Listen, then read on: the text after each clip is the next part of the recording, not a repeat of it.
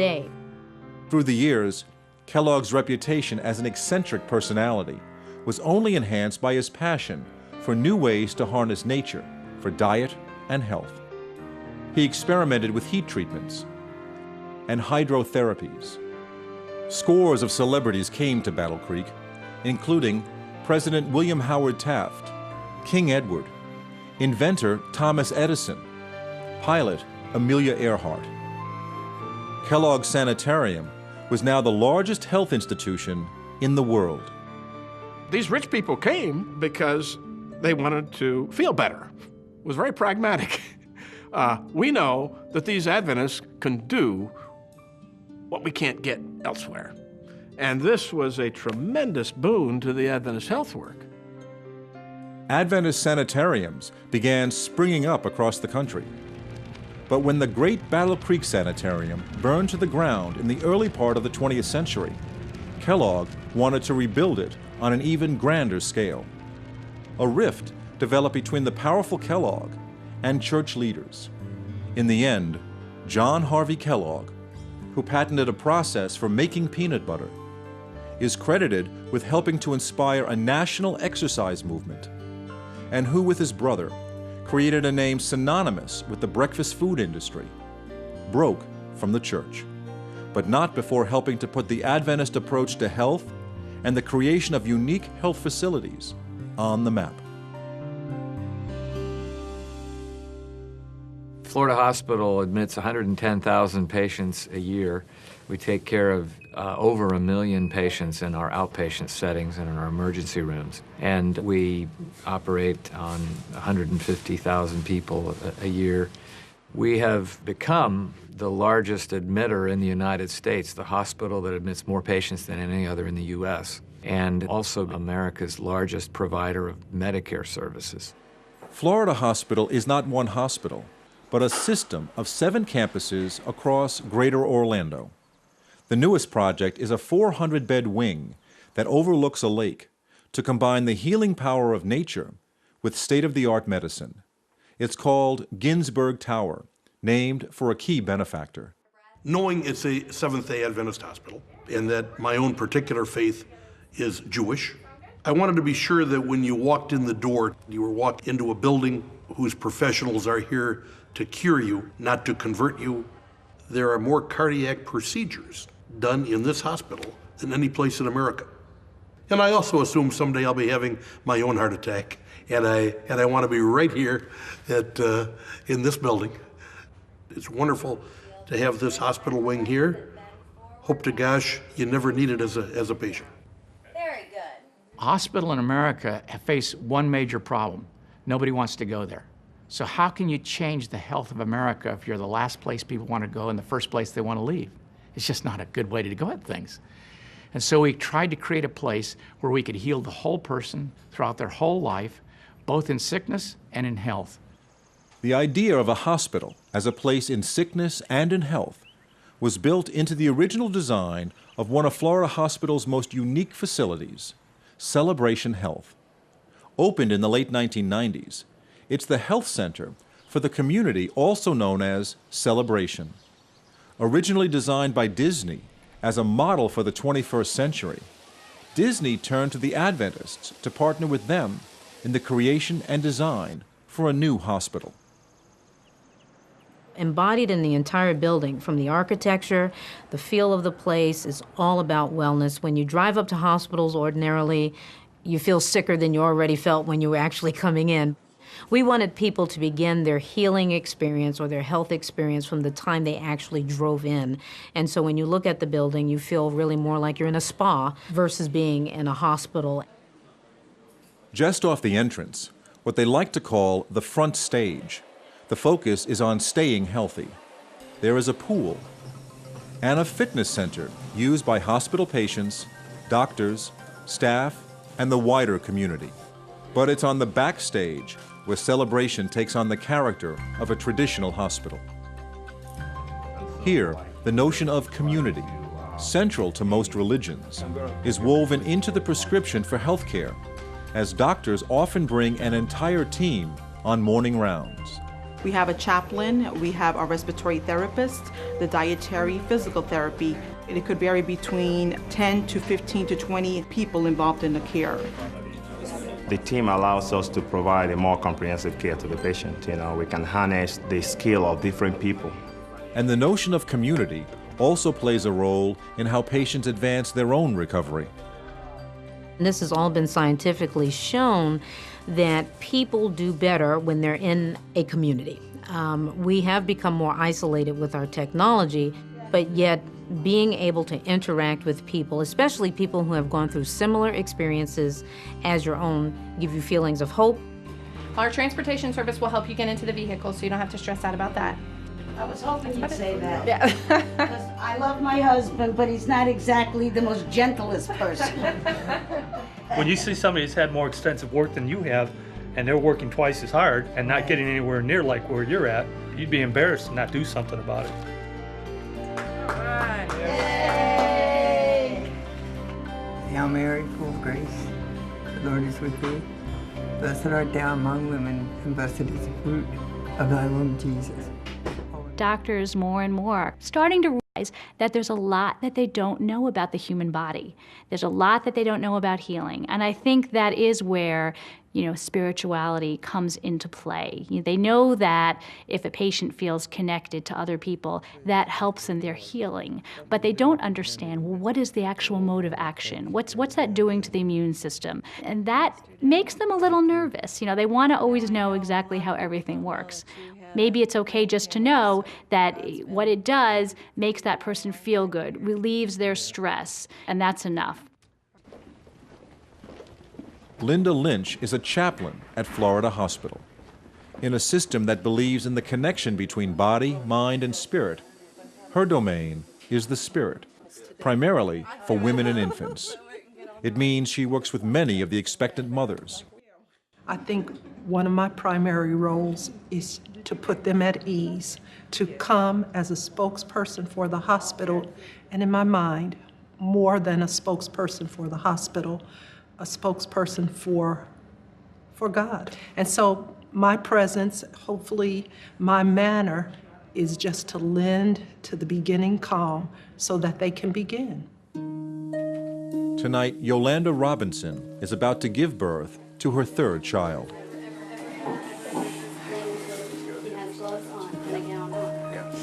At least gloves, but a gown or two. It's coming, you can push whenever you're ready. That's it, darling. Push hard in your bottom. That's the push. Good push, good.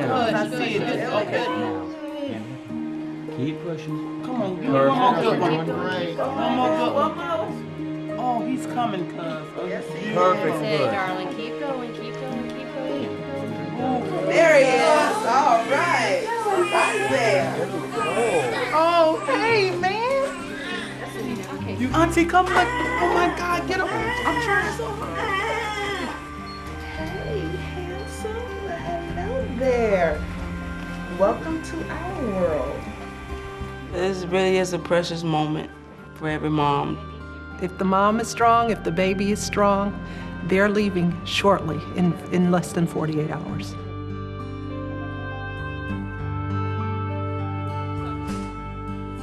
But some births are more complicated. Nikki Floyd broke her back in an accident while 40 weeks pregnant. The baby is taken by cesarean section and brought immediately to the neonatal intensive care unit.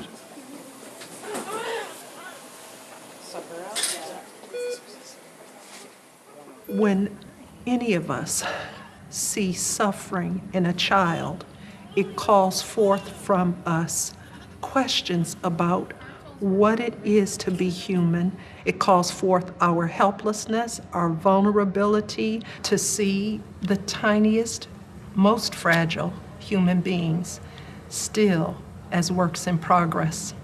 1 pound, 2 pounds, 3 pounds.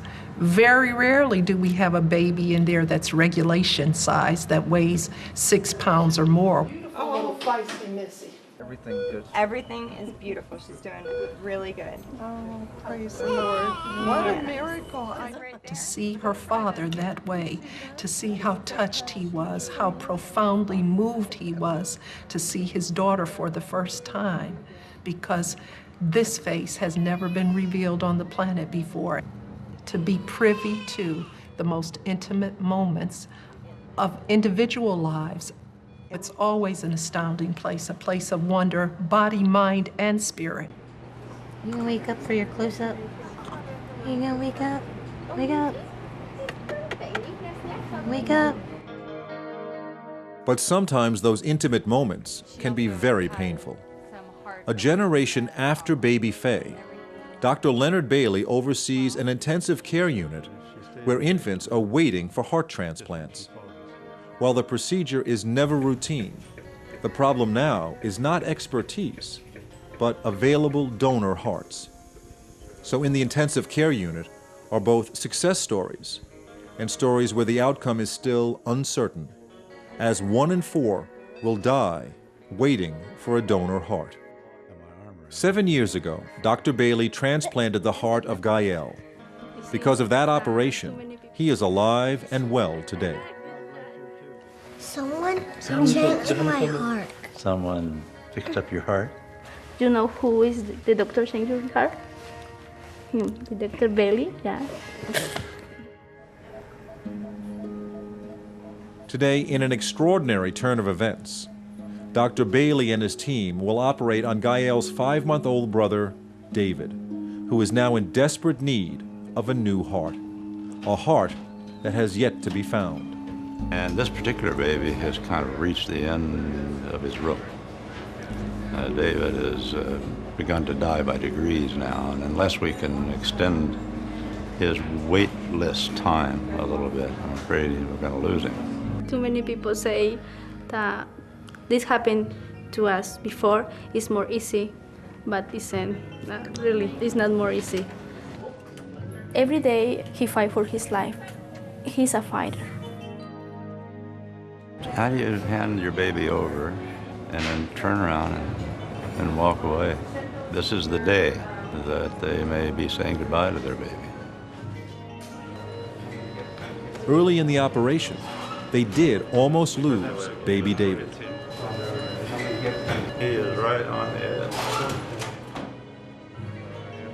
When you saw your kid, your baby is fighting every day for his life, he tried to tell me, please don't stop.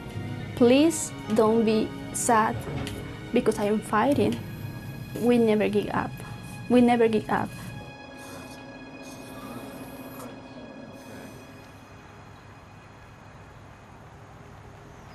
I'm probably in the best shape I've ever been in my entire life.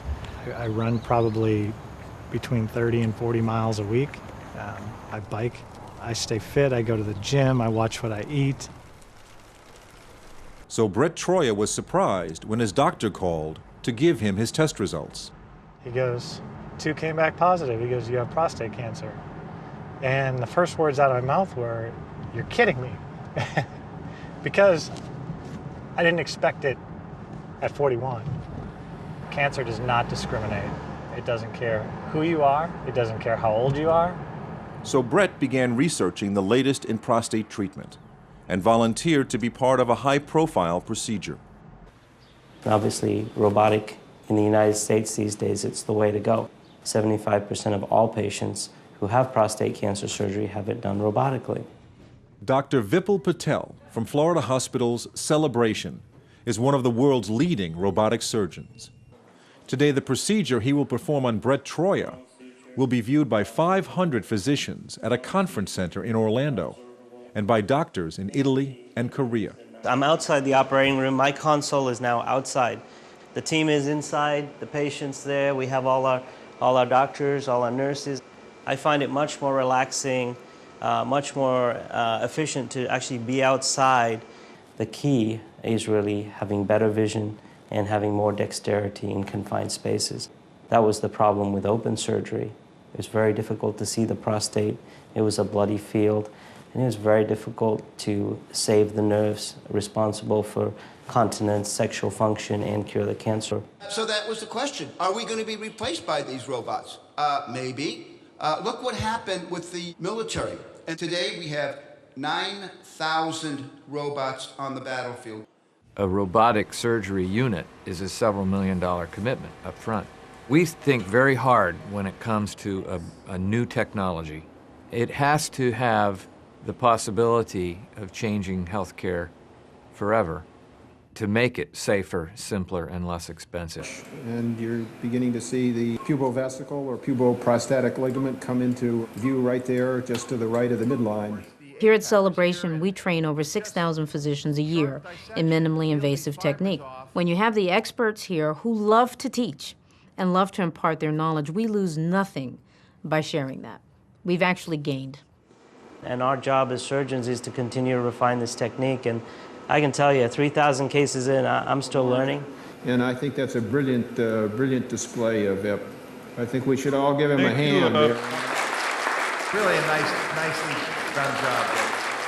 I think the next one is remote surgery. Like, I'm getting more and more remote, but I'm still connected directly. When it will really work is when I can connect, like, from here to maybe Africa or Korea, and someone needs a surgery and they want me to do it, and I would connect. If Dr. Patel can perform 5 surgeries a day, up to 20 a week, and he could possibly do it on a patient in California from Orlando, all right. I'm all for it. All right. As long as they have a backup computer when one doesn't crash. Morning. Morning.